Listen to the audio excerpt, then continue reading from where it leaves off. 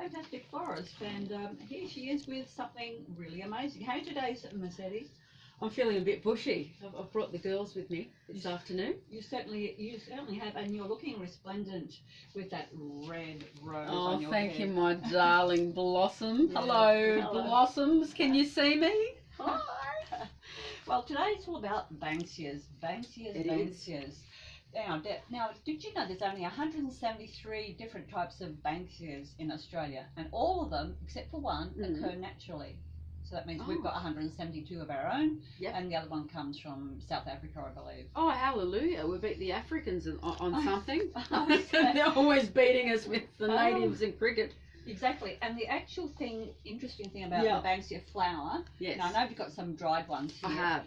It's not just one flower, it's hundreds, if not thousands, of tiny individual flowers. Indeed. Now, Sabrina's now come closer to the beautiful Ms Banksia, and one thing I want to touch on is see how it ages from the bottom up.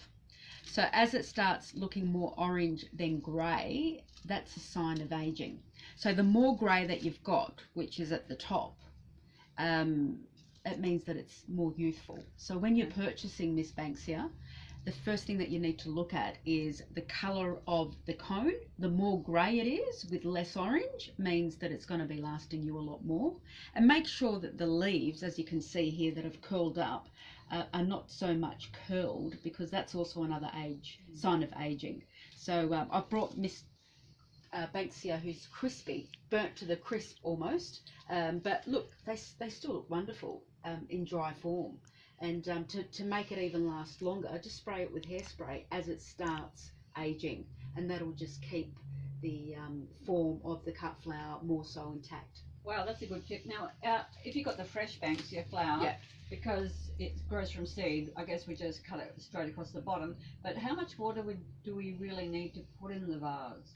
Anything with a woody stem is a waterholic. Okay. So the answer would be a lot of water. So if you're looking at a vase, you're looking at 3/4 of the vase full of water, because they are waterholics, and no flower food when it comes to native cut flowers. They do not do well with flower food. So avoid it.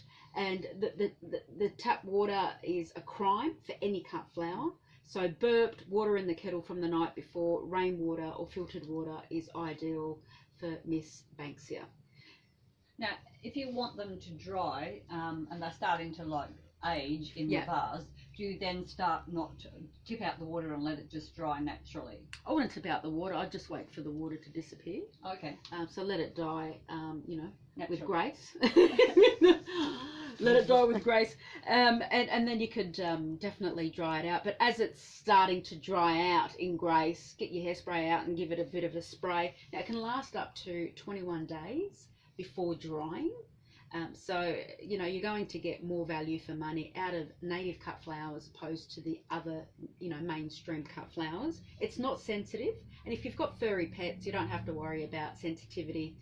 It's ethylene hard jacker, so it's not fragile when it comes to that, and it doesn't have a fragrance. Now if you're wondering about when should I be purchasing Ms Banksia, the months to look out for is August, September, October, November.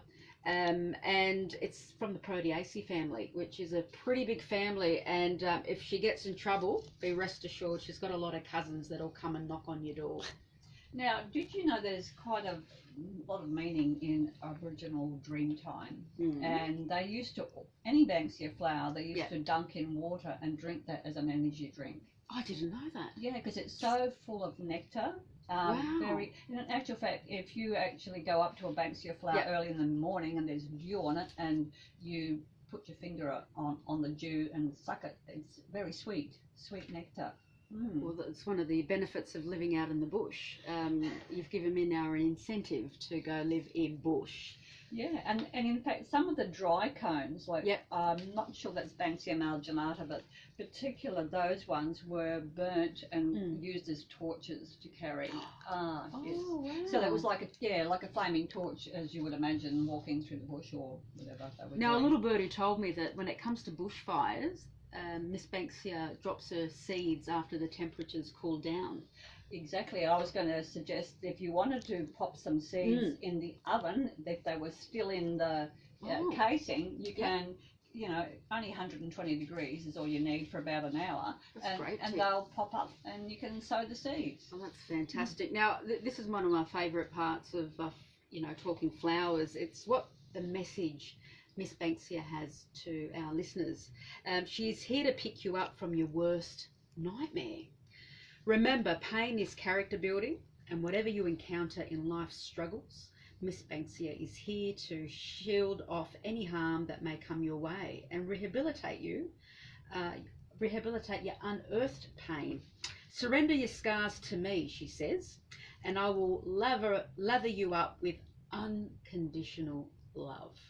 Wow, Such a romantic God lover. I know. So that's amazing. I certainly tried to look up on the internet the meanings. Nothing.